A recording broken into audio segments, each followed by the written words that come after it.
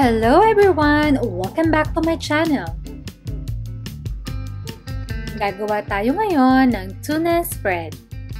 Before we start, please hit that like button, comment, share this video, click the bell button, and please subscribe to my channel.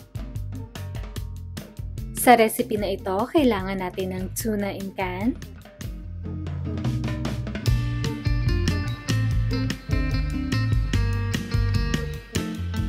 i-drain lang ang water or ang oil kung ang nabili nyo ay tuna in oil.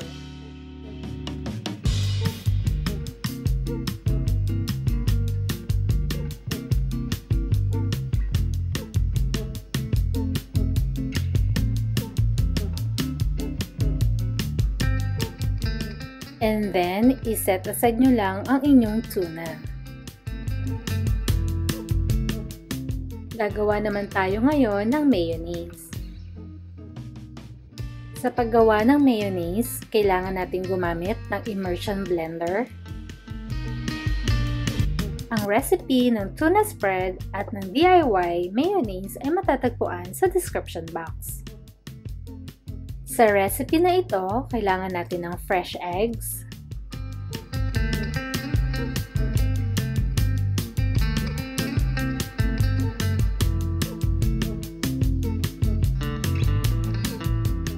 lemon juice,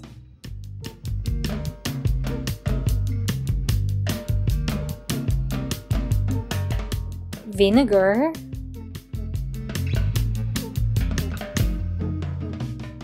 salt, Dijon mustard,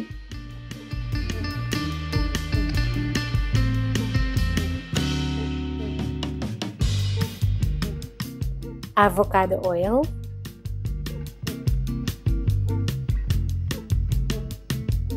and flavorless oil like canola oil or vegetable oil.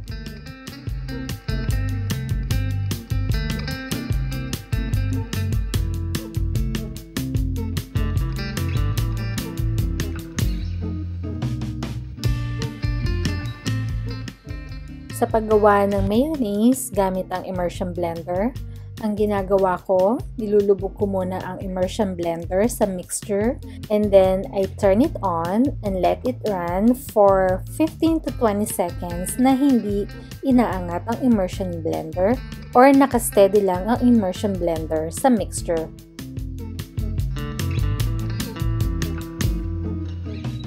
After 15 to 20 seconds, unti-unti ko nang ginagalaw ang immersion blender or inaangat ko yung kabilang dulo ng immersion blender.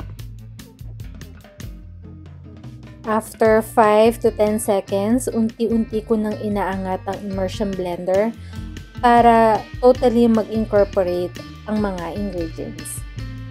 Just continue blending until wala na kayong nakikitang oil sa ibabaw ng mixture.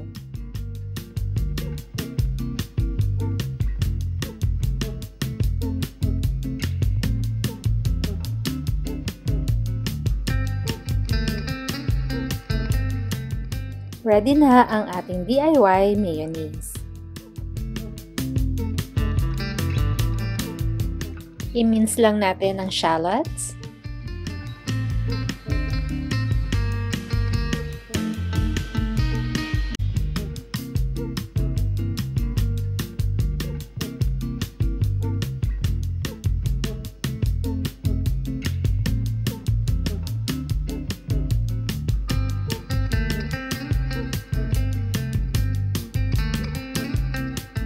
Sa isang malinis na bowl,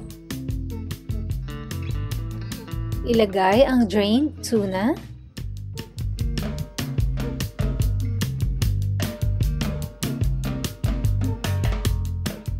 isunod ang minced shallots, i-mix lang very well,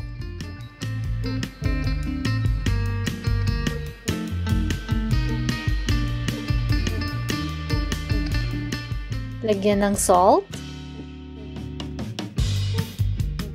lagyan din ng ground pepper, then mix lang natin ulit.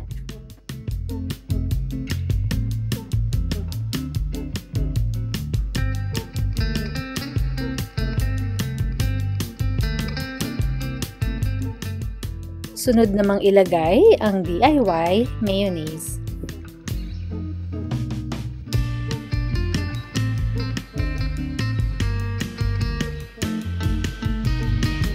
Haluin lang ng maigi.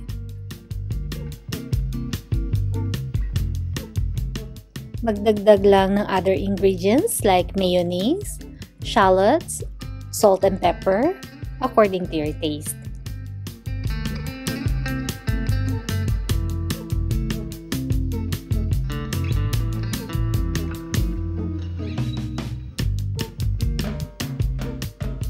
Kung naaayon na sa inyong panlasa, maaari na natin itong i-transfer sa isang malinis na mason jar.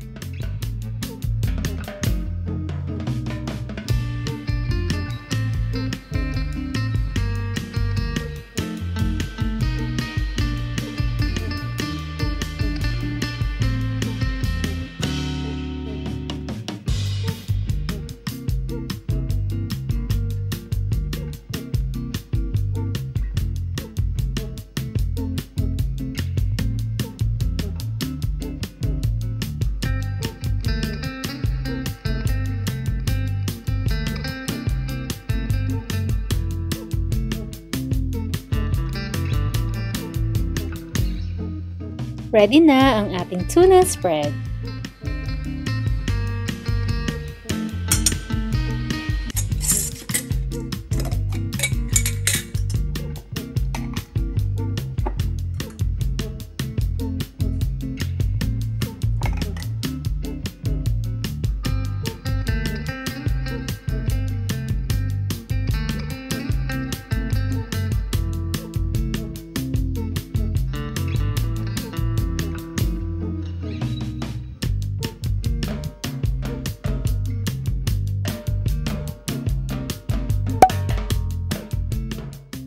I-transfer lang ang natirang DIY mayonnaise sa isang malinis na mason jar.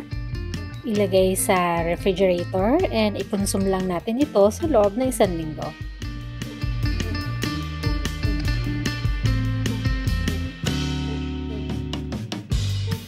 Thank you for watching and stay safe. Happy eating!